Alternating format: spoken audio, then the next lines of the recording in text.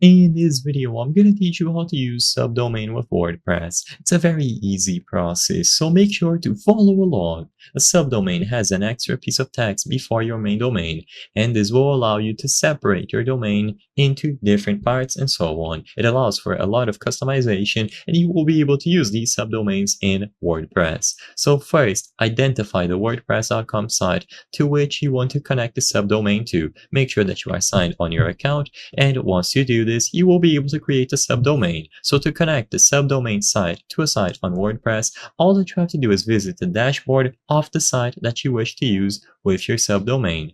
Navigate to Upgrades and choose Domains, or go over to Hosting and then Domains if you are using WordPress admin. Now click on the Add a Domain button at the right side and choose Use a Domain I Own. You will be able to type the full subdomain that you want to use and click the Next button. On the next window, all that you have to do is click Select on Connect Your Domain. So you will have the option to transfer or connect your domain. Choose the one that is most appropriate for you, but I assume most people will select Connect Your Domain.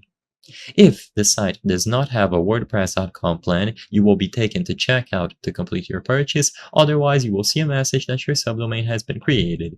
Next, all that you have to do is add the DNS records, and you will be able to do this by going over to the DNS management page. In there, update the DNS records as needed, and once this is done, the domain or the subdomain will be properly connected with WordPress. You can remove them at any time by going over to the same window, so upgrades and then domains, and change it there. And as long as you chose the option to connect or transfer your domain, it is going to be available inside of WordPress.